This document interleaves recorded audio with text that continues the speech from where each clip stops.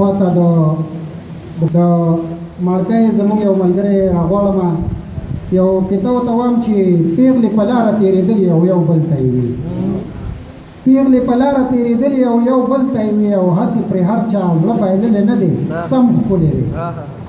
او د ګلابي شونډو له پاسه اننګي سره جوخ د ګلابي شونډو له پاسه اننګي سره جوخ دا د رانجو خال دی وهلی نه دی سم ښکلی دی سبحان الله ثاني صاحب ته بلنه ورکوم چې راشي یو کلام ووایي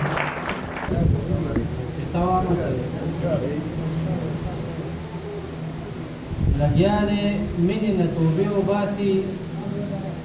لګیا دی مینې نه توبې وباسي د یاد تصویر د بتکدې وباسي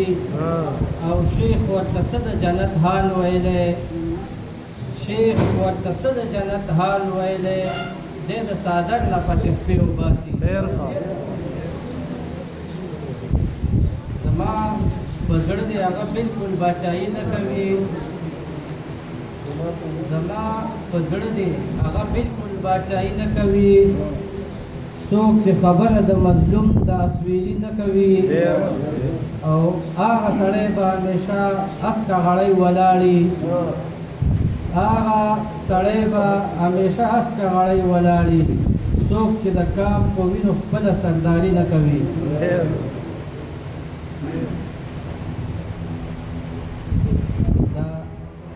ملګری وایي څه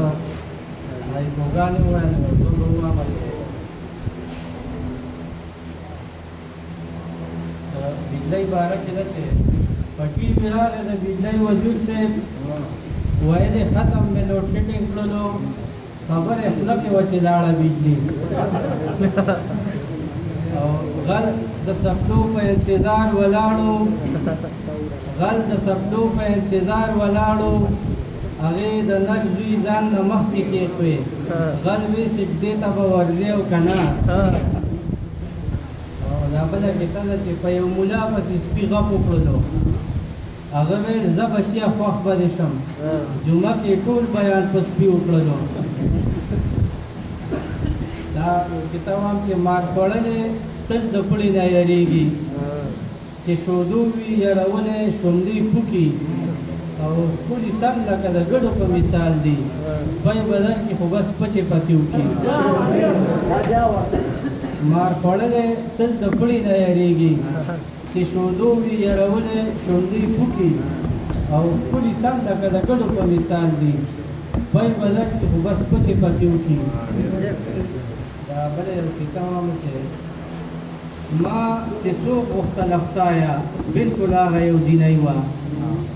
اشارې راته کولې راته ناسته په بلۍ وه زه هم ورغلم په منډه دواړه لاس مې کې چاپېر کړل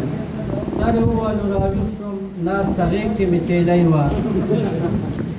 یا بله واما خاص کر د نوجوانانو لپاره چې په دیوال باندې مې ولیدل لاسونه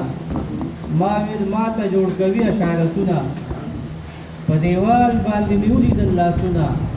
ما ویل ما ته جوړ کوي اشارتونه زه چې ورغلم د سوټو یې تپلې په ګنده لاسو مې وخوړل پړکونه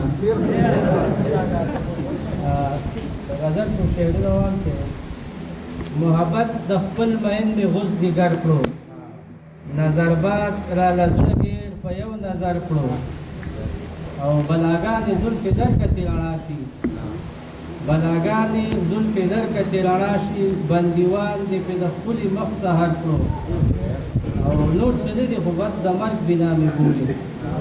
نور څه نه دي بس د مرګ بنا مې ګوري چې راکوزي د بڼو ښکته لښکر کړو ای معصوم ریباره راشه چې دې ښکل کړم